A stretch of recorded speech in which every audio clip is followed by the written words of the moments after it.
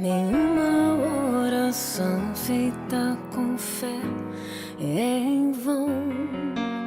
Joelhos se dobram, Deus estende a sua mão. Oi pessoal, tudo bem? Meu nome é Roger, eu sou professor aqui em São Paulo e eu fui convidado pelos meus amigos de Orlando para trazer um tema para vocês, um tema muito importante que é o santuário. Eu vou tratar esse tema com vocês hoje, talvez do ponto de vista um pouco diferente do comum, não que o comum esteja incorreto, ele está correto, mas para tentar trazer outras linhas de pensamento para vocês. Eu vou tratar o santuário hoje do ponto de vista de sistema. Eu quero que vocês percebam ele como um sistema ou como múltiplos sistemas interligados. Eu quero que vocês diferenciem qual é a parte que pertence ao ser humano fazer e qual é a parte que não é do ser humano fazer. Então eu estarei com vocês hoje trazendo esse tema. Aproveitem bem. Eu vou desenhar um pouquinho para vocês que vocês entendam um pouco do sistema, como funciona, né? É muito difícil a gente entender o santuário sem fazer um esquema para entender. Então eu vou mostrar aqui para vocês. Eu vou mostrar tanto a estrutura física como acontecia dentro de um processo e como se dividia esse processo também, tá?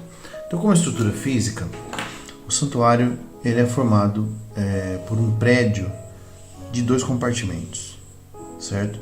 Ele tem um compartimento que nós chamamos de santo e outro chamado Santo dos Santos, né? Ou Kadosh, Kadashim. Ele tem alguns móveis dentro, né? Ele tem um candelabro, ele tem uma chamada mesa dos pães, ele tem aqui um altar de incenso com 4 pontas, e aqui era o lugar que deveria ficar a arca, mas nem sempre a arca esteve aqui, né? Aqui você tem um altar, né, de sacrifício. E como funcionava o processo dentro dele?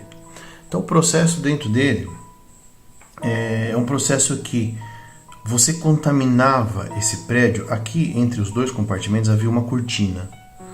Então diariamente era feita uma contaminação do santuário através da contaminação de sangue dessa cortina.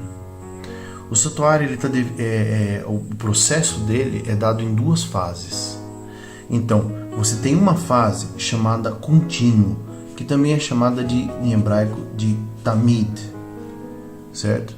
Esse serviço contínuo e diário é o serviço que acontecia todos os dias, onde vinha uma pessoa com uma oferta para oferecer, como também as próprias ofertas fixas do templo, né?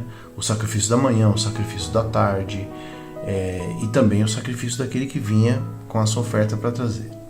Você tem um outro serviço do santuário que é chamado o dia da expiação. O dia da expiação, em hebraico, a gente chama de Yom Kippur, tá? O dia da purificação. Kippur está um pouco ligado com purificação, com limpeza. Então, esses 2 serviços juntos, eles formam o serviço do santuário. Esse aqui faz a contaminação todos os dias desse compartimento, e todo o santuário, o prédio inteiro do santuário, ou o sistema todo, era purificado no dia da expiação, que acontecia uma vez por ano.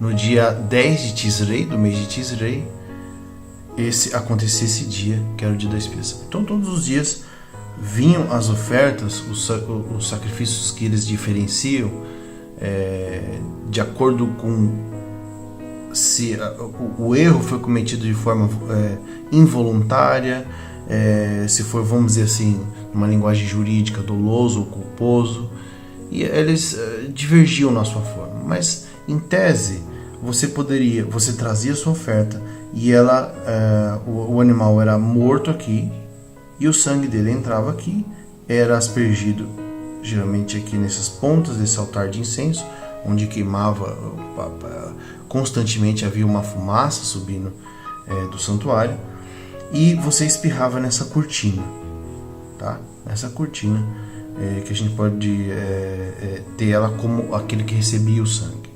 Então todo o sistema ele é um sistema de transferência, tá? Onde você tinha o ser humano que trazia a sua oferta, e essa oferta ele confessava o pecado em cima da cabeça do animal, o sacerdote acompanhava ele, era confessado ali. Depois esse sangue é trazido para cá, contaminava a cortina, contaminava o santuário em si, né, através aspergir o sangue tanto no altar quanto na cortina. E uma vez por ano, todos esses pecados que em tese contaminam aqui dentro, eles eram limpos no dia do Yom Kippur, no dia da expiação. O dia da expiação é um dia que todo mundo para, é um grande jejum. E nesse dia eram trazidos 3 animais. Um que o sacerdote usava para a purificação dele mesmo. Um outro que era trazido para a purificação do santuário. Então, todos esses pecados contaminados aqui eram de uma forma simbólica, né? Passados para esse animal, que é chamado como o animal que é escolhido para o Senhor, ou o bode escolhido para o Senhor, ou o carneiro escolhido para o Senhor. E você tem um outro animal, um terceiro, chamado Azazel, né? Esse Azazel, ele, depois que acabava a purificação do santuário, que é o capítulo 16 do livro de Levíticos, então era trazido esse animal. Esse animal é dito no capítulo 16, no verso 20. E esse animal, ele não participava da purificação em si. Ele recebia, todos os pecados eram carregados sobre ele, e ele ia para o deserto, ia para algum lugar, e ele morria com os pecados dentro dele mesmo. E a ideia é que ele tinha uma função punitiva ou atributiva sobre ele, mas ele não participava da limpeza disso aqui. Então, desse momento para frente, todas as transferências tinha uma forma intermediária de se fazer, que era você também transferir. O sacerdote comia a carne do animal sacrificado e o pecado vinha para ele e depois ele transferia para o santuário. Mas vamos dizer o seguinte: todo esse processo daqui em diante é feito via transferência de sangue. Então o sangue que sai daqui do animal contamina aqui, que contamina a cortina, e uma vez por ano esse sangue é entrado aqui no Santo dos Santos, no Kadesh Kadashim, onde é feita a purificação de todo esse prédio, ou a purificação do sistema em si. A purificação do prédio simbolizava a purificação do sistema em si. O que acontece é que existe um outro tipo de contaminação. Essa contaminação feita aqui é chamada de contaminação direta. Existe uma contaminação chamada de contaminação indireta. Eu vou colocar os textos para vocês aqui. A contaminação indireta, ela é feita de forma diferente. A contaminação direta, ela é feita via essa transferência por sangue. O único que não transfere por sangue é o ser humano pro animal. Depois que passou a transferência simbólica do pecado pro animal, todas as transferências são feitas por sangue. Então, o sangue ele purifica, mas ele purifica sujando. Onde ele purifica A, contaminando B. Purifica B, contaminando o C. Tá? A contaminação indireta, ela funciona diferente. A contaminação indireta, ela é feita pelos pecados não confessados. Então, se você... alguns casos no texto bíblico, por exemplo, os casos daqueles que ofereciam as crianças ao deus Moloque, era um dos casos. Se você oferecia uma criança ao deus Moloque, você contaminava o santuário indiretamente. Ou seja, você contaminava ele não por confissão ou por transferência de sangue, né? Você contaminava ele por não confessar. Existem outros casos de contaminação indireta. Qual que é a diferença? É que o santuário, como ele tem esse processo duplo de Tamid e Yom Kippur, que é o diário mais o dia da expiação, todo o serviço do santuário ele é efetivado via combinação desses dois momentos, tá? Então o que acontece? É um pouco difícil a gente ver no texto bíblico. A gente tem a legislação sobre a construção do santuário e a legislação sobre o funcionamento do santuário, como deveria ser.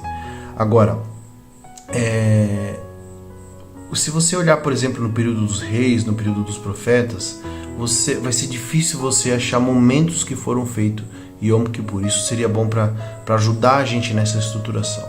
Como isso tem pouco documentado, ou não tem documentado dessa forma, a não ser, talvez a gente poderia ir mais para a profecia apocalíptica, no caso da profecia de Daniel e no livro de Apocalipse, mas vamos pensar no regular, naquilo que é a profecia clássica, os livros dos profetas de profecia clássica, é uma coisa praticamente inexistente. Então, eu queria olhar com vocês mais ele como uma teoria do sistema de como ele funciona.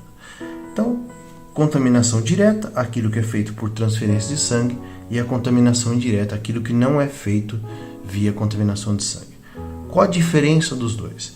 Como eu já falei, a contaminação direta, ela no dia do Yom Kippur, ela é limpa. Todos esses pecados saem do santuário.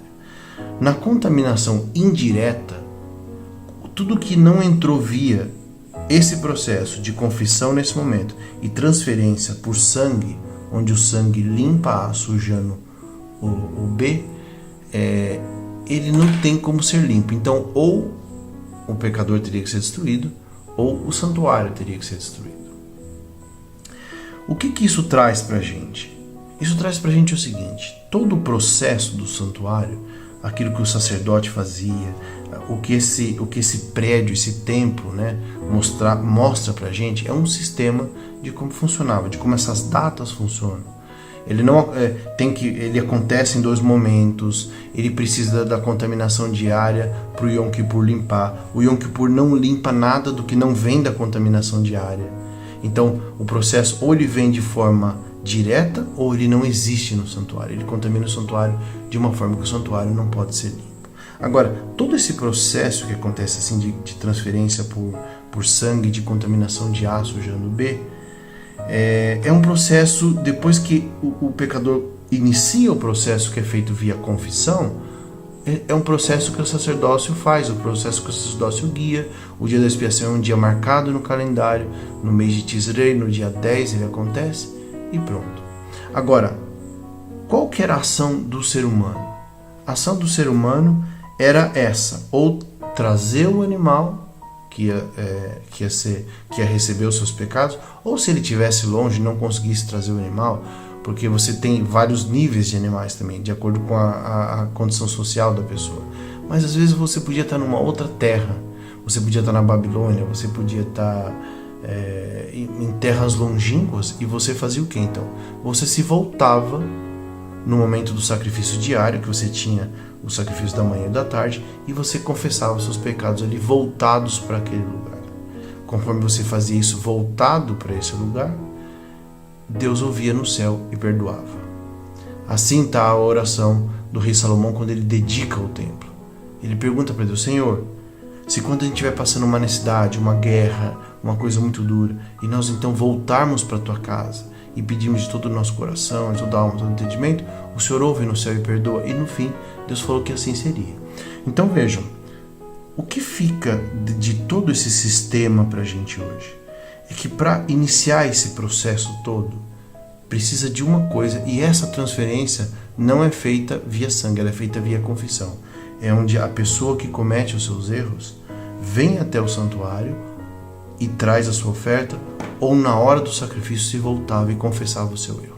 Todo esse processo da contaminação diária e da contaminação do Yom Kippur, ela só existe se esse primeiro elemento faz via confissão. Então o que é interessante para vocês aprenderem disso? O sistema está disponível para vocês. Vocês têm acesso a ele. Vocês têm um sumo sacerdote que é fiel e justo para perdoar os seus pecados. O que vocês têm que fazer? Confissão. A confissão é a parte do ser humano. E confiar que aquilo que Deus criou para purificar o ser humano vai funcionar. Mas você precisa colocar isso diante de Deus. Que Deus abençoe vocês, meus amigos. Um grande abraço.